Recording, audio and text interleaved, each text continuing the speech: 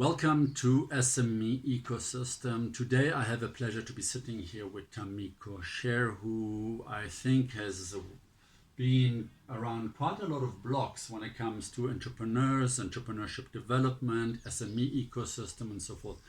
I have a set of questions for you, but actually I think that it would be wonderful if you can just give a couple of seconds overview of the kind of projects that you've done with regards to entrepreneurship development. And well, York, you were part of one of my big projects, which was the 2000. I was, as they say in South Africa, hutful with the way I saw government spending money. So I did my own. I funded and conceptualized my own study called the 2016 Entrepreneurship Research Study, Voices for Entrepreneurs, and I featured you in there. I'll put a link in the clip. Yeah, and it launched out, and interestingly enough, the city of Johannesburg called me in and they said, "We love your study. What do we need to do next?" And I said, "You need to do an ecosystem symposium." So they said, "Okay, we want to do 7 different summits and then a symposium." So we ended up doing 7 regional summits around the city of Johannesburg's property or their territories. And then we did a 2-day symposium for the city as well. And then following that, now I've been seconded on a long-term project sponsored by the EU called Ecosystem Development for Small Enterprise, working with national government. And so I've done all different sides. I've been an entrepreneur myself, multiple businesses. I'm still running them. And then I'm also working provincial, national level. Why is entrepreneurship so much in your blood? What's your interest in supporting or bringing clarity to the SME world? I think I've been doing it a long time. And so what happens when you run your own business is you get a lot of learnings from running your own business. And then when you have multiple businesses, so I have products, I have services, I have an export agency to Japan. I've represented, well over hundreds of different businesses selling products to Japan, which is one of the most complicated markets.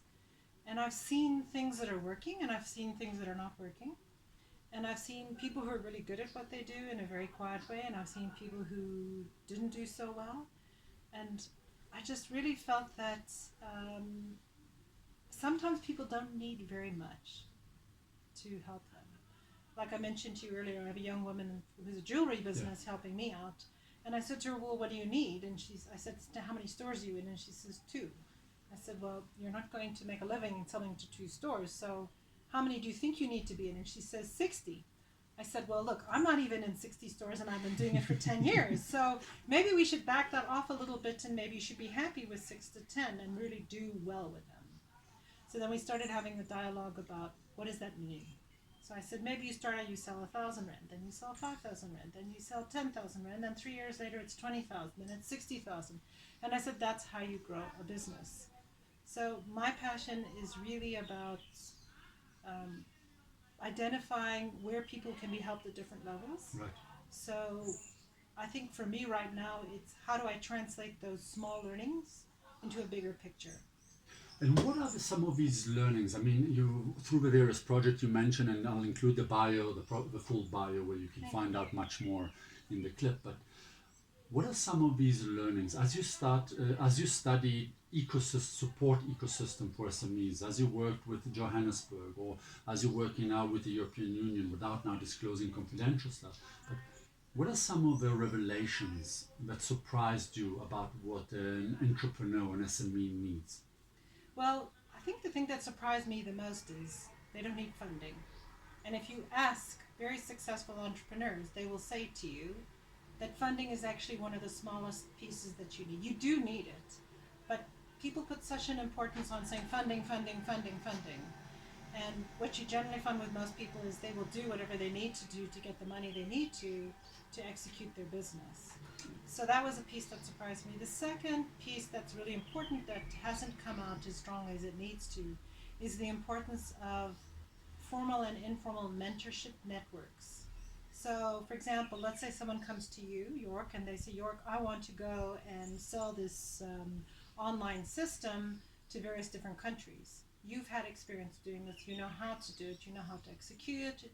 And they can come to you, and the advice you would give them would be what pitfalls to look out for, what to be careful of, that would short circuit their learning curve. So people need to have those networks, informally and formally. And they don't understand that. Like I mentioned Vinny, and I have worked with a lot of young entrepreneurs. It's like you're not going to get all your answers from one or two people. You're going to get a little bit from York, a little bit from Tamiko, a little bit from Precious, a little bit from Tabo. You're going to get lots of different answers from different places, and you're going to need to put them together in your own way, in your own time, in your own style, in what works for you, for your business. And I love that because it comes to saying that this is actually a very individual journey for an entrepreneur. It's how they translate the market, let's say, requirements or needs or demands or wants and package it in an innovative way. So the headache then, when I can imagine, is that's all very well to create that a support structure that allows each entrepreneur to mold in the way they feel best, shapes them. But how do you create an ecosystem that allows entrepreneurs to be individually? One of the critical learnings I had with the city of Johannesburg was I said my assessment in South Africa is government is trying to create employment. You cannot create jobs. You can create temporary jobs. Like you can build infrastructure, and for 1 year or 2 years while that infrastructure is running, you will create jobs for that infrastructure project. But you are not creating a real job. A real job is someone who is going to pay people week after week, day after day, month after month, year after year, on the payroll for 20 years. That is a real job. So that was the first part, is you do not create jobs. Your job is to create an enabling environment which allows entrepreneurship to develop, where you bring in the players who can answer to the different needs. So for example, access to market, you said, is one of your passions. One of the biggest shortfalls is people understanding, how do I go sell? How do I set myself up to sell? How do I plan how to sell? How do I close a deal? How do I deliver? How do I make sure I have all the planning in place so that I can do these things? So there's big gaps on that side. There's a lot of smaller interventions that people can get, and it can be both formal and informal. The best advice you get is actually from other entrepreneurs, because they are the ones who've been through it. Right. It's like if you're a pilot, the best advice you get on where to land in a remote location is from another pilot who draws you a map and says, there's a mountain here, make sure you go left instead of right, and when you come in here, make sure you watch out for this and don't land there. It's the same thing with entrepreneurship. The best advice you get is from people who have had to go and make mistakes and learn from it. So the best thing that organizations can do in terms of assisting entrepreneurs is to say, what is my piece in that puzzle of all the things that entrepreneurs need? So for example, you're talking about access to market. There's a huge need there. There is a huge need sometimes for people just to say, okay, let's all talk about how do you do a trade fair. So I sometimes go down to, I sit on the board of directors of the jewelry NGO incubator. And I said to them, okay, tell me, how do you guys go and do a trade fair? I said, stand up and show me how you make an approach. So we do mock role play. And then they teach each other how to role play. And I'd say, okay, and I remember was really interesting was we were doing it, and then one of the girls commented when one of the men was pitching. She said, he's standing too close to her. I said, I would be so uncomfortable if someone stood so close to me. And I said, I wouldn't have even thought of that. So you can learn from each other no matter what your skill set is or your experience is. You mustn't discount people who are new in the game. You can be there 20 years and you can mess up royally and give bad advice. You can have been there 1 year and you have seen something that is really valuable. So I never discount any level that people come in at, because you don't know, you'll learn from everyone. But everyone must say, what is my offering? Right. So for example, if I am Growth Wheel, I have a specific program that takes people through a step process on how to learn how to execute in a certain way for business management. Right. So there's sort of a business management aspects where there's a gap, and there are a lot of organizations that are helping with that gap. And then there's the actual practical part of how do you run it. And so I think that's where the organizations are not as strong. I think they tend to be strong on more of the basic factors. But as you've seen in my study, I had a pyramid. As you go up the ladder in terms of your level of entrepreneurship and your skill sets and the success of your business and the complexity of your business increase, so do your needs. So you might need more collaboration. You might need your industry sector, like if you're in automotive. Your industry sector might need to group together and work together. If you are a farmer, you might need to form a collaboration with other smaller farmers and do investments in some capital intensive investments like in a secondary production room. And you're spot on, and I think that, in my experience, I've seen so many entrepreneurship ecosystem trying to teach startups the mergers and acquisition, HR policies, contract law at a much advanced level. Yeah. And it's also, I think, if I'm taking one takeaway from what you just said is stick to offering the things that the entrepreneur needs at the stage in which they find themselves. Yes. In fact, I'm actually, one of the projects I'm involved in is I'm working with CEDA on the Small Enterprise Development Agency on incubator standards. So a lot of it has to do with the matching. How do you match the incubator To the right entrepreneur and the right skill set? And that doesn't mean, let's say for example you're a drone incubator. You don't necessarily have to have all the in-house people who can fly drones and fix drones and do everything, but you have access to all those sources. So a lot of it is not your capabilities and your skills, it's your access, and that's networks. Where do you get those people who have those skills that you need? So for example, let's say you'd say, oh, and I have this problem too, if you're in production, you're in manufacturing, it's always a headache in terms of cost control. So how do I measure? I do everything on Excel spreadsheets. Geez, I would love to find someone out there who can say to me, and it not cost me an arm and a leg, how do I do better cost control in my production for my inputs and my outputs? And I can't find something to do that links to my accounting package. So you have different things with different challenges at different stages. How does a relatively slow-moving Titanic ship like a government, a municipality, a city, supply with an enabling environment? So it's actually a very flat structure that says, make out of this what you need, rather than me recreating everything, the courses, the role, the support, the mentoring and everything. I see so many governments around the world trying to recreate everything.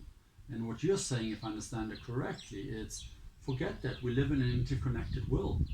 Plug and play to what is already existing. Absolutely. Out there. There's someone out there who's done it. So the question is, how do you find it? How do you capture it? How do you draw the best learnings out of it? So, and the assumption you also need to make when you're an ecosystem is you are not the sole expert. There is someone out there who is better than you, who is smarter than you, has done something better than you. You just need to find them. So with the ecosystem piece, there's always someone out there who has done extraordinary work. You just haven't found it.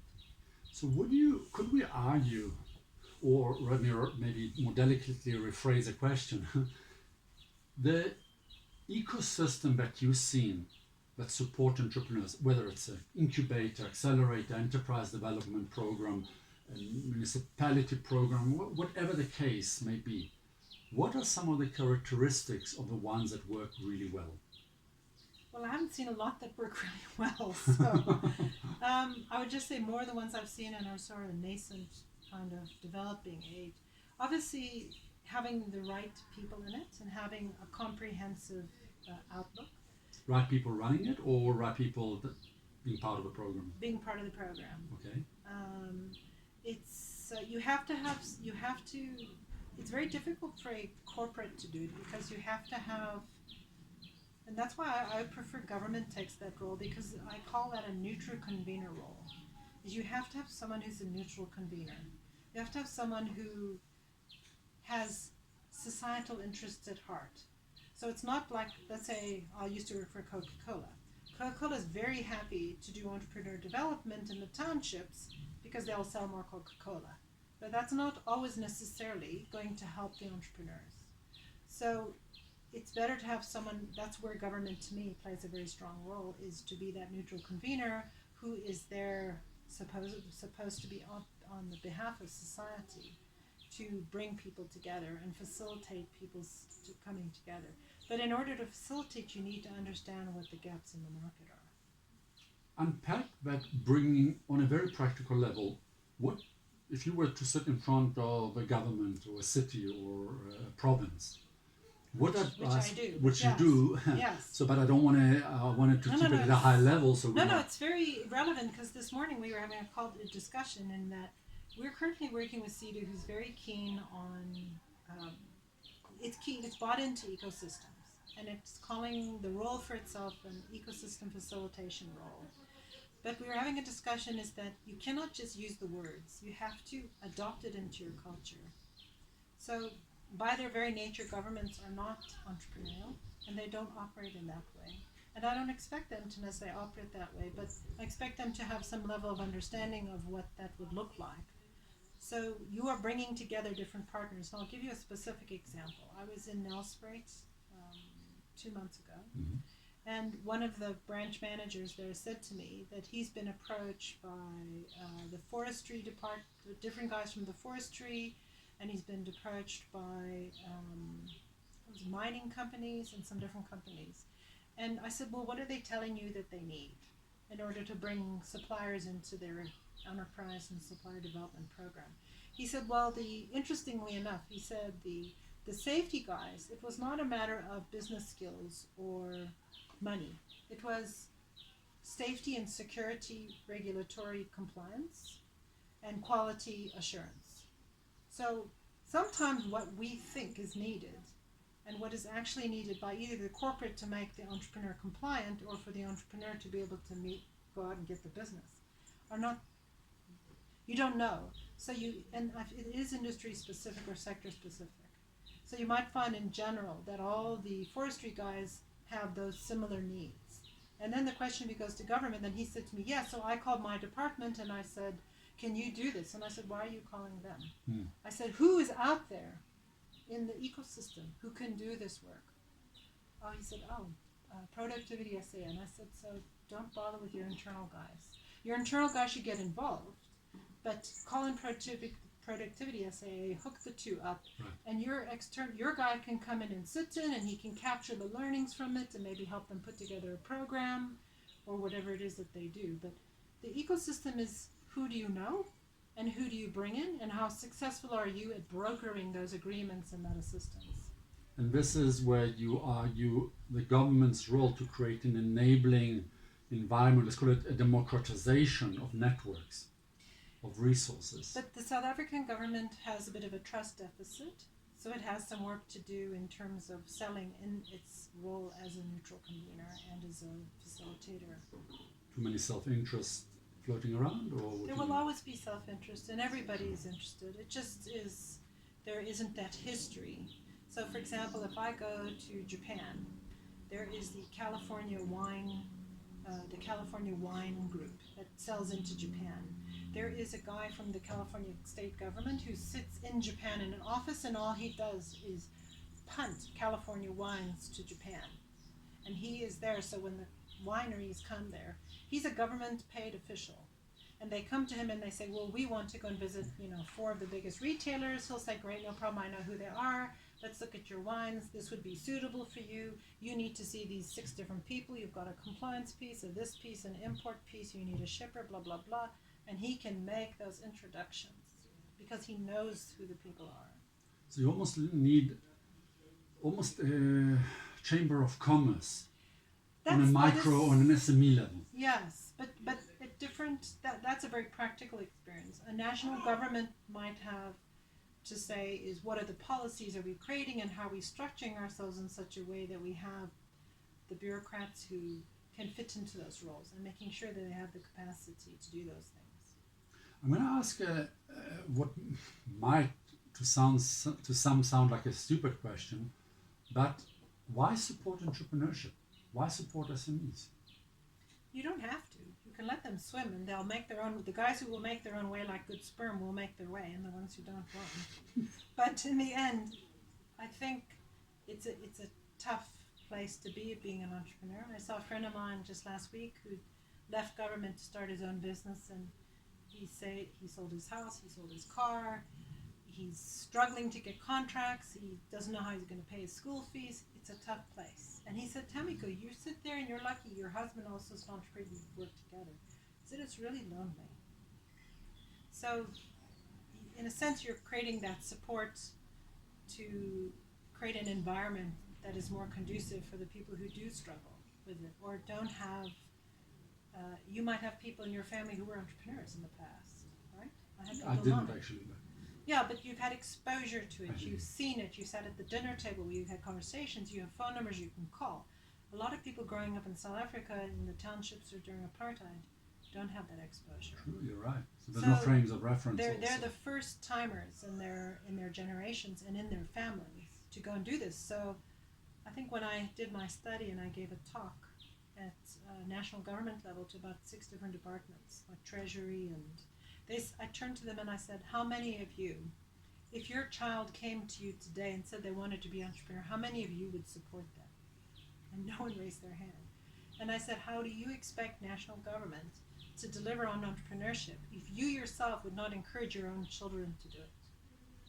I said, nothing is going to happen. You have to believe in it. You have to support it. Because in my study, 60 or 70%, depending on men or women, get their support from their families. I want to ask you something about outputs. Mm-hmm. It's fiendishly difficult to measure whether something has been successful. Yes. Whether a support ecosystem is supposed to work, especially one, as you beautifully described it, which is more as an enabler, which obviously means that some will become single professional with a lifestyle business, some will grow businesses that are slightly bigger and might make a dent on unemployment, and so forth. So, in the things that you've seen, what are realistically the kind of targets that a government, for example, can actually set or measure whether the initiatives are successful? Because just creating jobs, it's almost counter, because the current measures that we use in our program that I'm enrolled in is unfortunately use the baseline of how many SMEs are enrolled in a program. And if you have the information is, for example, on an enterprise and supplier development is how many of them are getting contracts and what's the value of the contracts. Unfortunately, the measures are never that great. It's how do you measure, let's say, for example, I work with Precious, and she and I have a conversation. And I say, well, think about how to grow your business differently. And then 4 years later, she's doing something very different. How do you say that that advice was successful or not successful, or that assistance was successful or not successful? I don't know how you measure, but I can tell you one thing, I don't think job measurement is the right way. I think one of the pieces that's missing is what is the entrepreneur's spend in the economy? And I've said this when Pravin Gordon was minister. I said to him, you're measuring the wrong things. Unpack what entrepreneurship spend.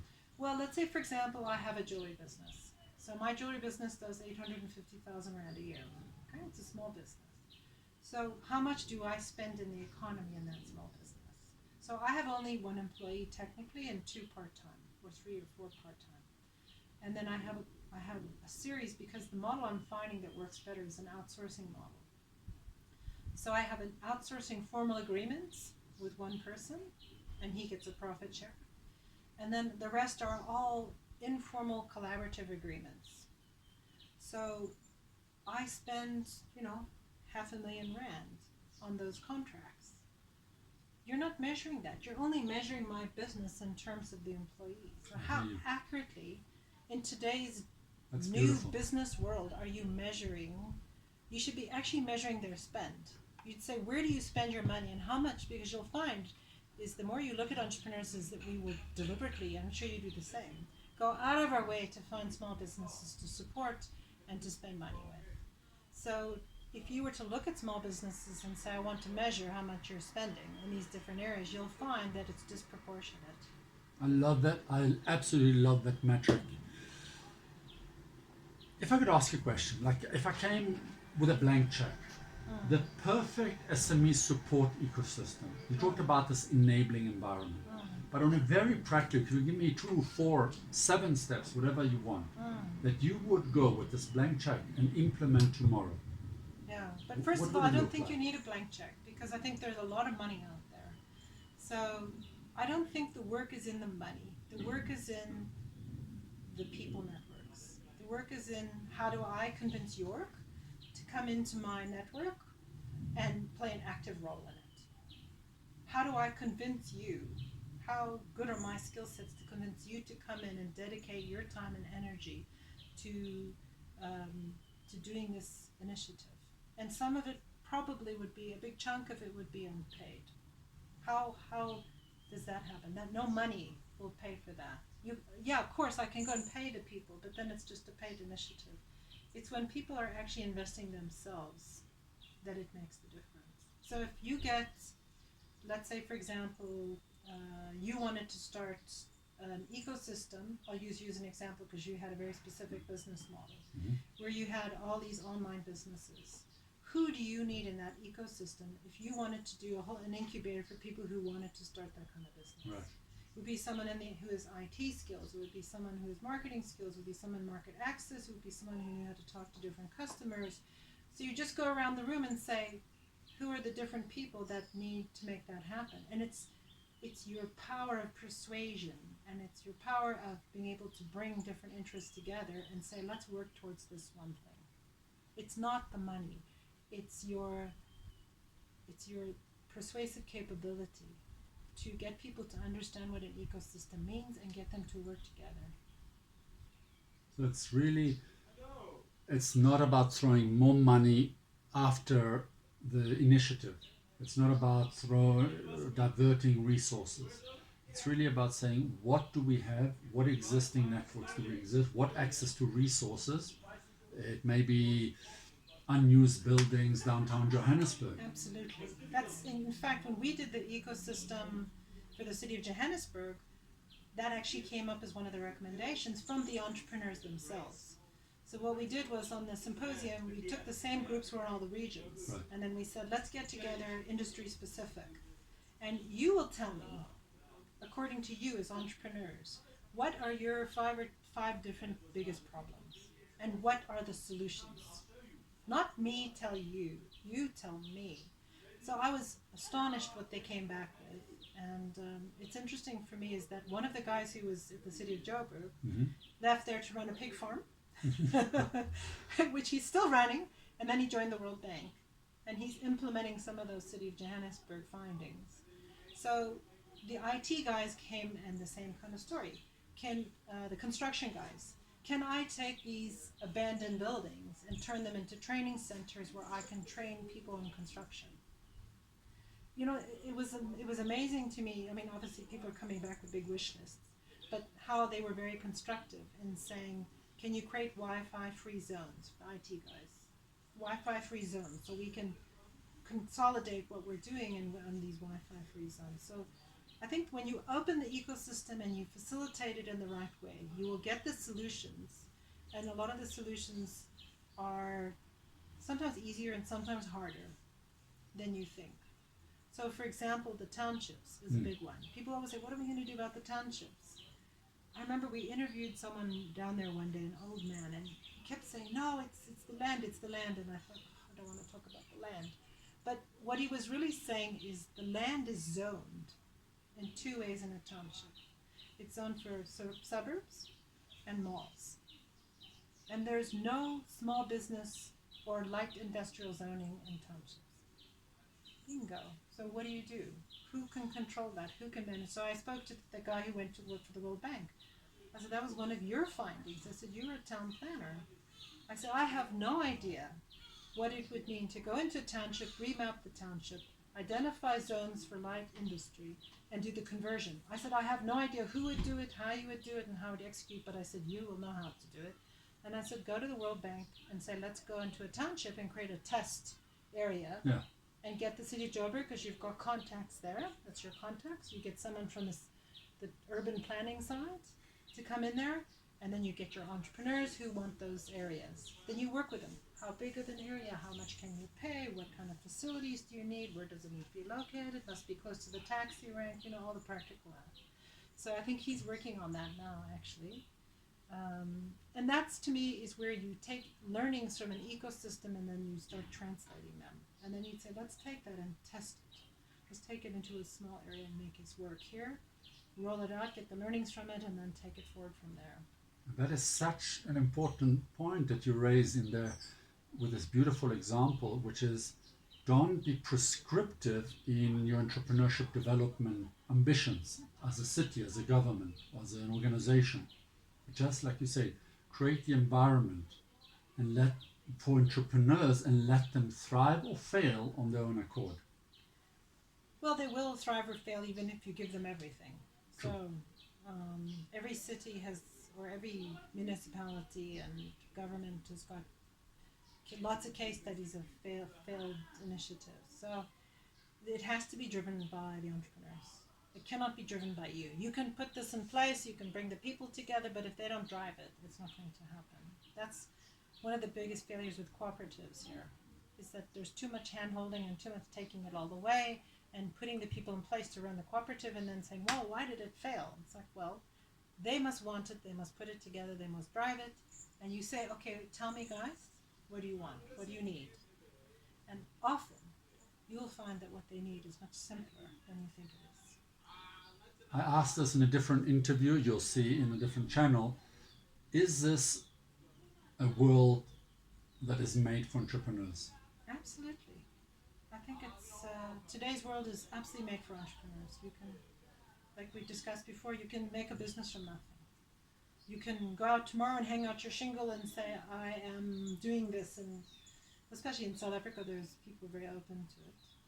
And you can go online and create a profile for yourself, and you can create a website, and you can put products on it. You can have a little office like this, and at your back end of your house, and be doing something, and no one needs to know what you're doing. People don't care in the same way that they used to about you must have a proper brick and mortars office, and you must have a proper beautiful suit, and you must present yourself in such a way and have these credentials, and they don't really care about that as much anymore. Obviously, the bigger your business gets, it's different. Of course. But when you're starting out, you don't need those things. Thank you, this was incredible. Thank you for watching. I'm going to put bios, website, and links to anything you've published in the space. But if you're interested in learning more about Tamiko's work or get in touch with her, the contact details are below. Thanks for watching.